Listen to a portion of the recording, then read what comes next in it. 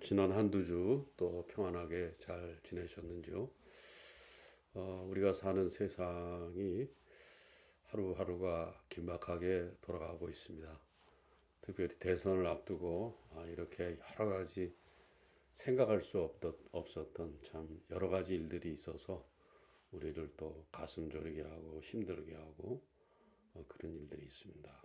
그럴수록 우리는 더 말씀에 더 가까이 가야 되고 이 땅의 빛과 소금으로서 어떻게 우리가 살아낼 것인가 하는 것에 대해서 자기 자신에게 자문자답해보고, 사실은 어떻게 보면 우리 그리스도인들에게는 어려울 때가 우리의 역할, 우리의 본분을 더 잘 나타낼 수 있는 그런 기회가 아닌가, 그런 생각을 해보게 됩니다. 오늘 저는 특별히 예언자의 마음을 갖는 일에 대해서 묵상을 준비를 해봤습니다.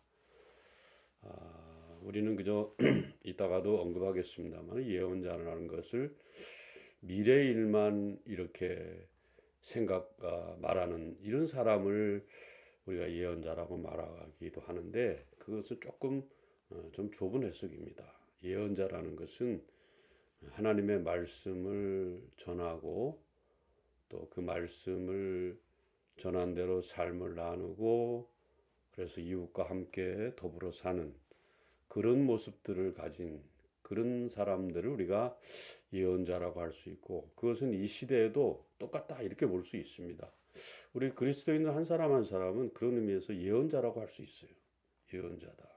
왜? 우리는 늘 하나님의 말씀을 관심을 가지고 집중하고 그 말씀을 늘 묵상을 하고 또 그 말씀에 대해서 뜻을 이해하고 또 더 나아가서 그 말씀을 이해를 했기 때문에 생활 속에 들어가서 그대로 살아내는 그런 모습들이 이제 우리의 신앙생활의 주된 모습인데, 이것은 예언자의 모습과 똑같다 이렇게 볼 수가 있어요. 오늘 이 주제와 관련된 하나님의 말씀 구약성경 이사야 61장 1절과 2절을 내서 함께 나누도록 하겠습니다. 구약성경 1042면 정도 있습니다. 이사야서 61장 1절과 2절입니다. 찾으신 줄 알고 제가 읽어 드리겠습니다. 1절입니다. 주 여호와의 영이 내게 내리셨으니 이는 여호와께서 내게 기름을 부으사 가난한 자에게 아름다운 소식을 전하게 하려 하심이라. 나를 보내사 마음이 상한 자를 고치며 포로된 자에게 자유를, 갇힌 자에게 노임을 선포하며 여호와의 은혜의 해와 우리 하나님의 보복의 날을 선포하여 모든 슬픈 자를 위로하되 라고 되어 있습니다. 자, 우리가 역사적으로 보면은 기독교가 아주 큰 그런 위기를 맞이했던 그런 적이 있었습니다. 예를 들어서 어떤 과학이 발달했던 그런 시기가 있습니다. 동서 문명이 만나면서 특별히 중세를 지나서 이렇게 과학의 출현이 대두된 그런 때가 있기도 했습니다. 또 우리가 보면은 이성과 합리의 시대가 도래했어요. 이제 1700년대, 1600년대부터 18세기 말까지 보면은 19세기네요. 19세기 말까지 보면은 이제 철학들이 많이 발전해서 기독교가 철학으로부터 또 도전을 받아왔던 그런 적이 있습니다. 뿐만 아니고 우리가 아는 것처럼 영국의 산업혁명을 통해서 많은 그런 또 도전을 받았던 그런 시기가 있었습니다. 그래서 그때마다 있던 기독교의 모습이라든가 기독교의 영향력이라든가 이런 것들이 줄지 않겠나, 이렇게 한편으로 생각했던 것이 사실입니다. 그러나 놀랍게도 그런 시기가 있었습니다만은 어떤 주류보다는 비주류에 의해서 기독교의 영향력이 전혀 이렇게 감퇴되지 않고 계속해서 이 사회에 우리 세상에 영향력을 미쳐왔다는 것을 알 수가 있습니다. 어떻게 이런 여러 가지 도전 속에서 기독교가 영향력을 미쳐왔을까? 그것은 하나님께서 숨겨둔 자들, 그들이 특별히 뭐 그들이 어떤 불이 있든지 간에 그런 예언자의 마음으로 예언자적 그런 역할과 예언자의 마음으로 사는 것을 결국 감내해냈기 때문에 기독교가 그런 여러 가지 도전을 받았지만은 그러한 도전 속에서도 전혀 그러하지 않고 영향력을 미쳐왔다는 것이에요. 아까도 제가 묵상을 나누기 전에 잠깐 말씀을 드렸습니다마는 예언자적 마음이라는 게 혹은 예언자의 마음이라는 게 무엇일까? 우리는 예언자 하면은 선지자를 늘 생각할 때가 많습니다. 그러다 보면은 우리는 선지자가 꼭 어떤 그런 그것처럼 먼저 알고 미리 알고 그래서 뭐 거기에만 초점을 둬요. 언제 어느 시대에 또 몇 년 후에 이런 일이 일어날 거다. 이것을 예언하는 사람, 또 알려주는 사람, 미리 알려주는 사람, 뭐 이런 정도로 알고 있는데 이것은 아주 잘못된 정확한 표현이라고 할 수 없습니다. 오히려 예언자는 그 시대에 하나님의 말씀의 필요함을 알고 그래서 그 말씀을 깊이 궁구하는 거예요.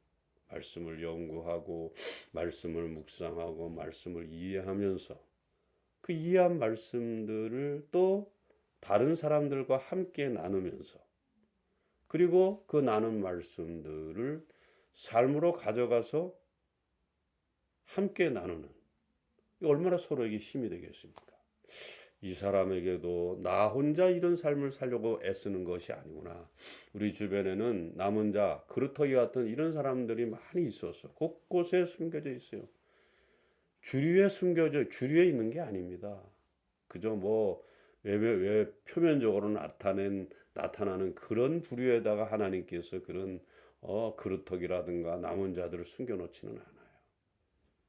이제 잘 눈에 띄지 않지만은 조금씩 영향력을 미치면서 우리 사회의 빛으로 우리 사회의 소금으로 역할을 다하는 그런 사람들의 모습이다 이거예요. 오늘 우리가 이제 대통령 선거를 앞두고 있습니다만 사실은 기득권 세력들의 아주 무지막지한 그런 무지막지한 세력 확장이 있고 국민들을 그냥 우습게 봐가지고 그냥 무력으로 이렇게 뭐 눌러버리려고 하는 쉽게 말하면 뭐 우리가 아는 것처럼 이렇게 내란을 통해서 반란을 통해서 무참하게 한번 또 옛날 박정희 시대를 한번 또 그렇게 해보겠다고 말이지. 30 시절에 그걸 해보겠다고 50 시절에 그걸 해보겠다고 이런 말 같지도 않은 일들이 있습니다. 이거는 우리가 예언자의 마음을 가지고 있다면 이렇게 할 수는 없어요. 그렇기 때문에 우리가 하나님의 말씀을 깊이 연구하다 보면 하나님은 이웃과 함께 살아가고 더불어 살아가고 같이 살아가는 것이잖아요. 그래서 이번은 여러 가지 위기가 있었습니다만 정말 그 아무 힘없고 보잘것없는 이 국민들이 분연하게 일어나서 그 위기 때마다 이렇게 대처했다는 거. 우리나라의 민주주의가 그 수준이 역량이 이렇게 높아졌다는 걸 말해주고 있어요. 하나님의 말씀을 깊이 묵상하고 그 말씀대로 살다 보면은 뭐 자연스럽게 예언자의 그런 마음이라든가 예언자의 어떤 느낌이라든가 예언자의 어떤 사명이라든가 이런 것들을 공유할 수밖에 없습니다. 공유할 수밖에 없어요. 작은 곳이라도 우리가 변화시키고 영향력을 미치고 좋은 그런 선례를 우리가 남게 될 때 사람들이 그걸 보고 가만히 있겠습니까?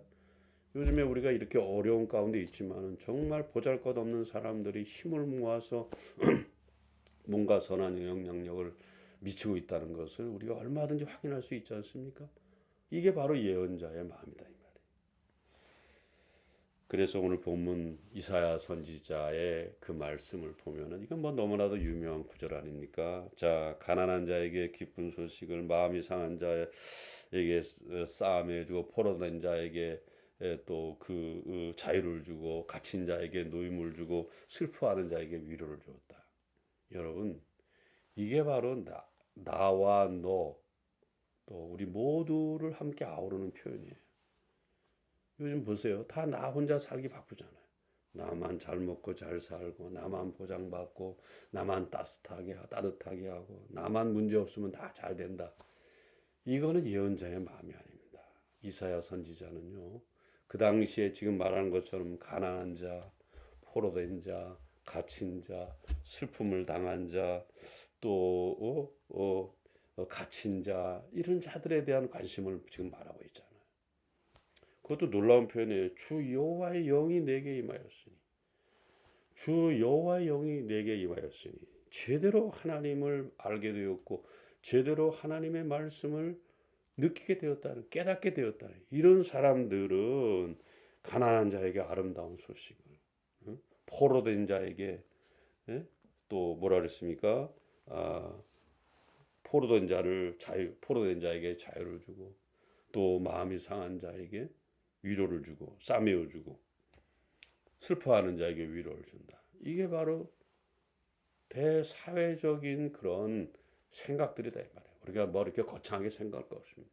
내 주변에 있는 사람, 내 옆에 있는 사람, 내 가족들, 내 주변에 있는 어려움 당하는 사람들, 힘든 사람들, 이런 사람들을 우리가 돌봐주는 게, 이게 바로 예언자의 마음을 가진 그런 하나님의 참 자녀고 하나님의 백성이고 하나님의 권속들이다, 이렇게 볼 수 있어요. 우리에게 그런 마음이 없다면은 그거는 좀 문제가 심각한 거죠. 예언자는 그렇습니다. 오늘 이사야 선지자가 말했습니다만 딱 보십시오, 여러분. 누구를 대상으로 하고 있습니까? 여기 아까도 자꾸 이제 말씀을 드립니다만은 예언자는 여기 말하고 있는 것처럼 가난한 자, 포로된 자, 갇힌 자, 슬퍼하는 자, 이건 다 사회적으로 어려운 사람들이에요. 힘든 사람들이에요. 고통받는 사람들이에요. 이 선지자가 자기만 생각했으면 이런 얘기 하겠습니까? 안 할 거 아니에요. 이 선지자의 모습을 보면 우리 시대에 우리가 선지자의 마음을 가져야 되는 것이 어떤 것인가 하는 것을 금방 우리가 알 수가 있다는 것입니다. 이것은요, 어떻게 보면은 예언자의 마음으로 살아가는 것은 신앙의 본질과 딱 통하는 거예요. 신앙의 본질은 다른 데 있지 않아요. 사랑이 있습니다. 예수님 말했잖아요. 사랑은 사랑인데 위로는 주 너의 하나님을 사랑하고 세상에서는 내 이웃을 내 몸과 같이 사랑하라. 사랑의 이중계명. 이게 바로 신앙의 본질인데, 이거는 예언자의 마음하고 일맥상통한다 이 말. 여러분과 제가 그런 마음들을 빨리 회복을 해야 됩니다. 가난한 자에게, 또 상한 자에게, 마음이 상한 자에게, 포로된 자에게, 갇힌 자에게, 슬퍼하는 자에게, 이게 다 약자들이고 고통받는 자들인데 우리가 그런 사람들에게 대해서 관심을 가지는 거예요. 예언자는 늘 그렇습니다. 낮은 자, 볼품없는 자, 고통받는 자, 힘들어하는 자, 이런 자들을 향하고 있어요. 누군가에 의해서 소외당하고 버림받고 고통받는 사람들, 불이익을 당하는 사람들. 근데 우리는 이런 사람들을 보면 눈 감고요. 외면합니다. 나 몰라라 합니다. 이게 오늘 우리 그리스도인의 현재 교인들의 모습이고 교회의 모습이에요. 그러니까 사회로부터 우리가 인정을 못 받고 외면을 받는 거예요. 민족적으로 거부를 당하고 있고, 또 우리 국민적으로도 거부를 당하고 있다. 왜? 그리스도인의 수가 자꾸 줄어가잖아요. 줄어가고 있는 거예요. 그런데 우리가 조금만 바꿔서 기독교의 본질, 말씀의 핵심, 이거에만 눈을 뜬다면 이거는 얼마든지 바뀔 수 있거든요. 다시 그 태세를 전환시킬 수가 있는데, 오늘 우리 시대에 참 기득권을 차지하고 있는 종교 세력들 다 보면은 이런 사명은 다 뒷전이고, 건물만 크게 짓기를 원하고 사람 많이 끌어모으기만 원하고, 이러다 보니까 기독교의 본질, 또 말씀의 핵심 다 놓쳐버리는 거예요. 사람들은 그래서 고통받는 거예요. 자, 그런데 여러분 어떻습니까? 그리스도인의 참된 모습은 예언자의 마음을 회복하는 거예요. 우리 주님께서 한평생 그렇게 사신 다음에 십자가에 못 박히면서 뭐라고 말씀하셨어요? 다 이루었다 그랬잖아요. 이게 바로 진짜거든. 이 예언자의 마음을 우리가 회복을 해야 된다는 것입니다.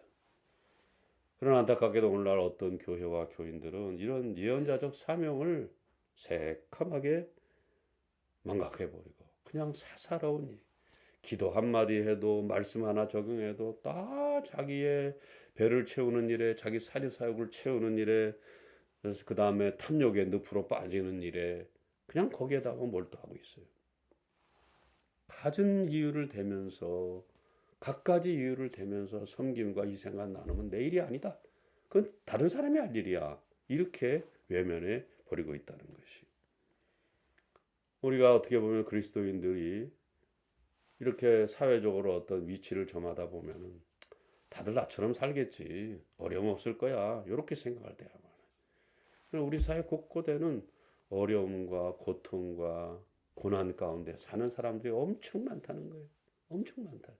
아마 대다수는 그렇게 살 거예요. 그런 사람들을 외면해서는 안 된다는 것이죠. 그래서 그런 사람들을 위로하고 그런 사람들이 소망의 끈을 놓지 않도록 우리가 예언자의 마음을 가지고 다가가는 것이 우리가 해야 될 일이라는 거예요. 이게 바로 신앙의 핵심이라는 거예요.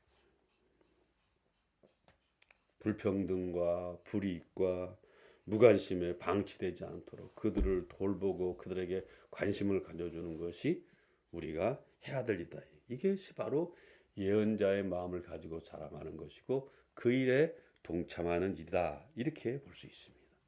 근데 오늘 어떻습니까? 여러분 교회나 교인들조차도 약육강식, 적자생존 이런 생존의 논리로 사는 것이 아주 보편화돼 있어요. 왜 그럴까요? 나는 교회를 하나 세워서 엄청나게 크게 만들 거야. 부흥을 막 시킬 거야. 그래가지고 나는 이름을 낼 거야. 그러니까 건물 하나에 3개 교회가 막 3개, 4개 들어가 있잖아. 이게 바로 문제가 되죠. 그게 약육강식 생존, 그 약육강식에다가 적자생존 그리고 무한 경쟁으로 이 내몰 종교의 본질과는 완전히 다 동떨어진 것이다. 처음부터 신앙교육이 잘못된 거예요. 잘못됐다 이 말이죠.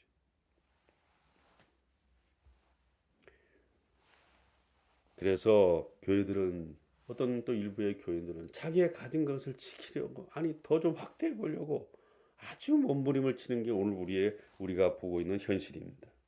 그래서 요즘 대개 교회와 교인들 보면 신앙의 본질과 가치를 다 포기해 버렸어. 그리고 넓은 길로 나가기로 작정을 했어요. 부흥을 경험해 본 사람은 부흥을 한다고. 여러분 부흥만 강조하다가 이 모양 이 꼬라지 되는 거 아니겠습니까? 그 뒤에는 자기가 움켜쥘 거, 자기의 목, 자기의 탐욕 여기 아주 매몰돼 있는 거예요. 여러분도 같이 그 편승하는 겁니다. 그걸 우리가 항상 조심해야 되는 것이죠. 오늘날 어떤 교회와 교인들이 여전히 큰 거 많은 거 높은 거를 지향하고 있어요. 그러다 보니까 교회는 가진 것, 자랑할 것, 그 다음에 보장할 것들이 많아졌습니다. 그러니까 그 어느 것도 놓치기 싫어. 그게 꿀맛이거든. 옛날에 에덴 동산에서 그 아담과 하와가 했던 경험처럼 먹음직도 하고 보암직도 하고 지혜롭게 할 만큼 탐스럽게 보이기도 하니까 거기에 매몰될 수밖에 없는 거예요. 요즘 어떤 교회와 교인들은 예언자의 마음으로 살기에는 너무 많은 것들을 가지고 있어요. 놓치기가 싫은 거지. 롯의 아내처럼 소금 기둥이 되려고 작정을 했다 이 말이죠. 여러분 그런 데서 여러분과 제가 빨리빨리 벗어나는 것이 좋습니다. 교회는 탐욕에 찌들어서 말씀에 자기 자신의 귀를 기울이지 않습니다. 놀랍게도 말씀으로부터 한 발자국 더 나가서 어떤 간섭도 안 받아요. 말씀은 말씀이고 나는 나지 이렇게 생각한다. 그 많은 잘못에도 불구하고 그 많은 오류를 범했음에도 불구하고 스스로 자기를 정당화하고 스스로 자기를 합리화하는 일에만 아주 전전긍긍하고 있다. 이런 시대에 여러분과 제가 이사야 선지자와 같이 가난한 자, 포로된 자, 갇힌 자, 슬퍼하는 자 이런 자들에게 예언자의 마음을 가지고 나갈 때 우리가 갖고 있는 신앙은 신앙의 핵심에 이르게 될 것이고 신앙의 꽃을 피우게 될 것이고 신앙의 능력이 믿음의 능력이 저와 여러분에게 분명하게 나타나게 될 줄로 믿습니다. 그래서 교회는 이제 너무 큰 것 많은 것 높은 것만 하지 말고 추구하지 말고 낮은 자의 자리로 내려와야 돼. 낮은 자의 자리로. 그래서 큰 거, 많은 거, 높은 거에 집착하는 것, 그런 어리석음을 내려놓아야 됩니다. 그리고 교회는 주님처럼 이제는 세상을 품을 줄 알아야 되고, 세상과 나눌 줄 알아야 되고, 세상과 함께 할 줄 알아야 됩니다. 요즘 포스트 모더니즘 시대에 뭐 동성애니 진화론이니 또 뭐 사회적 약자니 이런 사람들을 먹이 삼아 가지고 갈등과 배제와 이기주의를 그냥 아무것도 아닌 듯이 받아들이는 거, 이거 아주 안 좋은 거예요. 그 방법을 좀 모색해 봐야 됩니다. 그 사람들은 다 죄인들이고 그냥 다 없어야 될 대상들이 아니지 않습니까? 그 사람들도 인간들이에요. 그 사람들에게 어떻게 우리가 다가가야 될 것인가 하는 것을 노력도 안 해보고 연구도 안 해보고 사탄의 자식들이야 이렇게 우리가 해버린다면 우리는 그리스도인으로서의 그러한 본분을 망각하고 있는 거나 마찬가지다 이 말이죠. 그래서 우리가 갈등과 배제와 이기주의를 부추기지 말고 포용과 공존하는 법을 함께 배우고 함께 나누는 일이 우리에게 필요하다는 거예요. 예언자의 마음을 품는 것은 우리 주님을 닮아가는 것입니다. 그래서 너희는 나를 따르고 본받으라고 그렇게 주님은 말씀하셨고, 주 너의 하나님을 사랑하고 네 이웃을 내 몸과 같이 사랑하라. 이것이 가장 큰 계명이고 가장 큰 우리가 해야 될 의무고 책임이다. 이렇게 보면은 틀림이 없어요. 여기에 바로 예언자의 마음이 담겨져 있습니다. 오늘 안타깝게도 이제 말씀을 마무리하면서 오늘 안타깝게도 교회가 세상보다 더 움켜쥐려고 하고 더 가지려고 하고 더 자랑하려고 하고 이것은 아주 잘못된 것이다 이 말이죠. 그래서 오늘날 교회가 세상에 보여줘야 하는 것은 자랑거리가 아니에요. 우리 교회 이렇게 큰데 우리 교회는 이렇게 많은데 우리 목사님 어디 가든지 인정받아 엿다우 소리나 하면서 아직 성숙하지 못한 그런 모습들을 보이는 거, 이거 아주 잘못된 것들이에요. 이미 거기에 익숙해져 있어요 사람들이.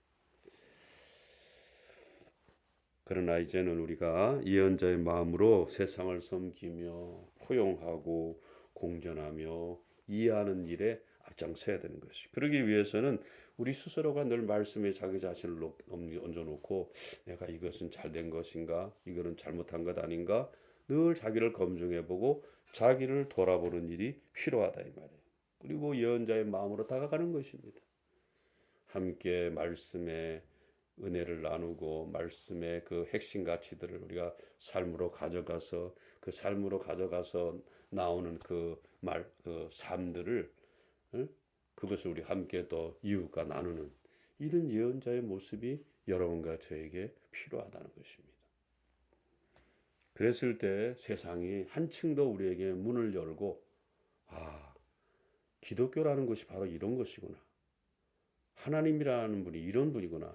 예수 그리스도가 이런 분이구나 하는 것들을 우리가 스스로 그들이 알게끔 안내하고 소개하고 본을 보이고 먼저 그들에게 영향력을 주는, 좋은 영향력을 주는 저와 여러분이 되어야 될 줄로 믿습니다. 이번 한 주간도 예언자의 마음으로 충분하게 또 살아내면서 또 승리하면서 하나님 앞에 영광 돌리고 많은 사람들에게 좋은 영향력을 미치면서 살아가는 또 이번 한두 주간 되시기를 주님의 이름으로 부탁을 드립니다. 감사합니다. 평안하십시오.